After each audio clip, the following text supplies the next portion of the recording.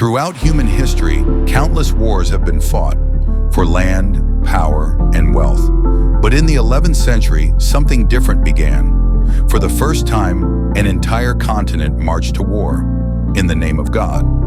Today, let's travel back to the year 1095 and uncover the bloody birth of the very first crusade, the war that changed both Europe and the Middle East forever. And before we dive in, don't forget to like, share, and subscribe to support our channel, History Atlas. Christianity had spread across Europe, North Africa, and the Middle East by late antiquity. But in the 7th century, Islam rose quickly and expanded at lightning speed. Muslim armies captured North Africa, Spain, Sicily, and southern Italy. By the 11th century, they even threatened the Byzantine Empire. The turning point came in 1071 at the Battle of Manzikert, when the Seljuk Turks crushed the Byzantines and even captured Emperor Romanus IV. Suddenly, Constantinople itself was in danger. Pilgrimages to Jerusalem were still possible, but Christian pilgrims faced heavy taxes and harassment. Resentment grew. Desperate, Byzantine Emperor Alexios I sent envoys to the Pope, pleading for help. On November 27, 1095, at the Council of Clermont, Pope Urban II delivered a fiery speech. Deus vult, God wills it. He promised salvation and forgiveness of sins to all who join. His call set Europe on fire. Before the real armies even formed, peasants, poor farmers, and zealots rushed east. This people's crusade turned into chaos. Along the way, they massacred Jewish communities in France and Germany. Most were later slaughtered by Turkish forces in Anatolia. But soon, the real Crusader knights and nobles gathered. 4 massive armies set out toward Constantinople. The First Crusade had begun. In 1097, the Crusaders besieged Nicaea and won, shocking the Turks. At Dorylaeum, they faced a massive ambush at dawn. Surrounded, outnumbered, and nearly crushed.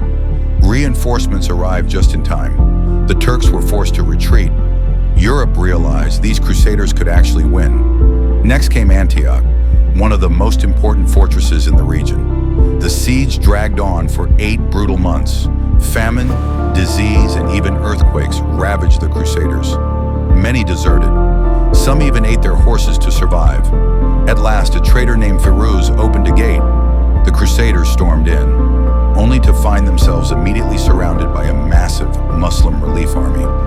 Against all odds, they fought back, inspired by the supposed discovery of the Holy Lands. They won.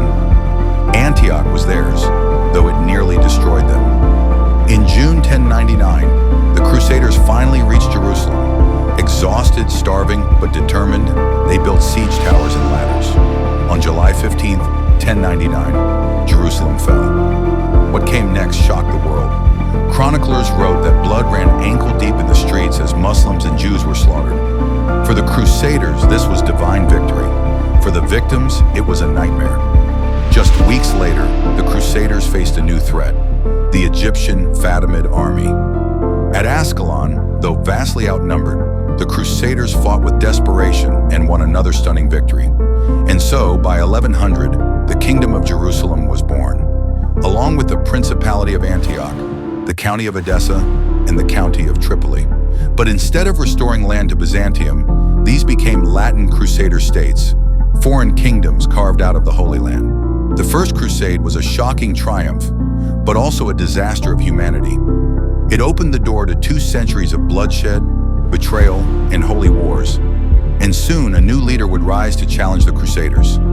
A man whose name still echoes through history, Saladin. Do you want us to cover the Second Crusade and the rise of Saladin next?